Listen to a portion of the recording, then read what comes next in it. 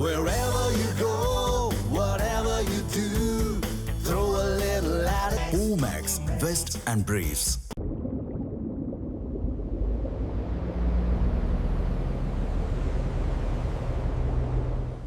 America Iran போர் பதற்றத்திற்கு மத்தியில் ஹோர்முஸ் நீரிணைக்கு சொந்தம் கொண்டாடும் ஈரான் அதை சுற்றிலும் கப்பல் செலுத்தும் வழித்தடங்களில் ஆயிரக்கணக்கில் கண்ணி வெடிகளை பதித்தது. ஒரே நேரத்தில் முழு கடல் வழித்தடத்தையும் மூடாமல் தேவையான நேரங்களில் குறிப்பிட்ட பகுதிகளில் மட்டுமே அச்சுறுத்தலை உருவாக்கும் வகையில் இந்த கண்ணி வெடிகளை ஈரான் பதித்ததாக கூறப்படுகிறது. இதன் மூலம் எதிரி நாடுகளின் கப்பல் போக்குவரத்தை கட்டுப்படுத்துவதோடு உலக நாடுகளுக்கு மறைமுக எச்சரிக்கையையும் ஈரான் விடுத்திருக்கிறது. இந்த கண்ணி வெடிகளை கண்டறிந்து அகற்றுவதற்காக அமெரிக்கா பல்வேறு நடவடிக்கைகளை மேற்கொண்டாலும் அது பலனளிக்கவில்லை. கடலின் ஆழத்தில் மறைந்திருக்கும் கண்ணி வெடிகளை கண்டுபிடிப்பதும் அவற்றை பாதுகாப்பாக செயலிழக்கச் செய்வதும் மிகுந்த சவாலாகவே நீடிக்கிறது.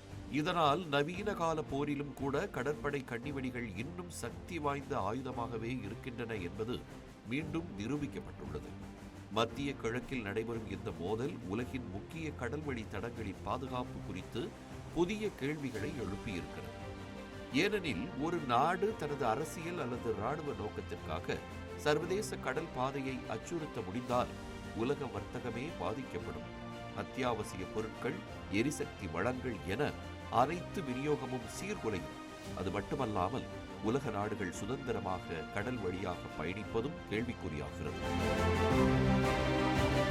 போர்க்காலங்களில் கடலில் கண்ணிவெடிகள் பதிக்கப்படுவது ஒன்றும் புதிதல்ல.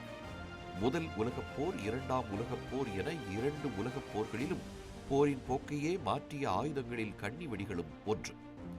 இதனால் ஹோர்முஸ் நீரிணையில் ஈரான் கண்ணி வெடிகளை பதித்ததை வெறுமனே கடல் வழித்தடத்தை மூடும் முயற்சி என்று மட்டும் பார்க்க முடியாது என்று சர்வதேச பாதுகாப்பு ஆய்வாளர்கள் எச்சரிக்கின்றனர்.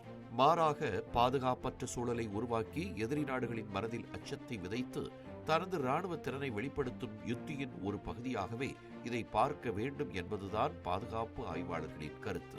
ஹோர்முஸ் நீரிணையில் ஈரான் கண்ணிவெடிகளை பதித்துள்ள நிலையில் இதுபோன்ற அபாயத்தை எதிர்கொள்வது அமெரிக்காவுக்கு புதிதல்ல. 1980களில் நடைபெற்ற டேங்கர் போர் காலத்திலேயே ஈரானுக்கும் ஈராக்குக்கும் பாரசீக வளைகுடாவில் கண்ணிவெடிகளை பதித்து ஒருவரை ஒருவர் தடுக்க முயன்றபோது எண்ணெய் கப்பல்களுக்கு பாதுகாப்பு வழங்க அமெரிக்க கடற்படை நேரடியாக களமிறங்கியது. அதன் பிறகு முதல் வளைகுடா போரின் போதும் ஈரான் மீண்டும் கடற்படை கண்ணிவெடிகளை பயன்படுத்தியது. அவற்றை அகற்ற 8 நாடுகள் இணைந்து நீண்டகால நடவடிக்கையை மேற்கொள்ள வேண்டியிருந்தது. தற்போதைய சூழலில் ஈரான் எத்தனை கண்ணிவெடிகளை கடலில் பதித்துள்ளது என்பது யாருக்கும் உறுதியாக தெரியவில்லை. அதைவிட கவலைக்குரிய விஷயம் என்னவென்றால், தாங்கள் பதித்த கண்ணிவெடிகள் அனைத்தும் எங்கே இருக்கின்றன என்பது தங்களுக்கே தெரியாது என்றும் அவற்றை முழுமையாக அகற்றும் தொழில்நுட்பம் தங்களிடம் இல்லை என்றும் ஈரான் கைவிரித்துவிட்டது.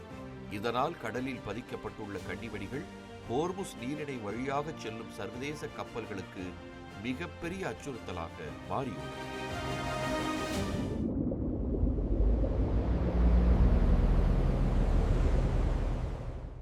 இந்த மாதிரி யூஸ்ஃபுல்லான இன்ஃபர்மேஷன்ஸை தெரிஞ்சுக்க தமிழ் ஜனம் சேனலை சப்ஸ்கிரைப் பண்ணுங்க.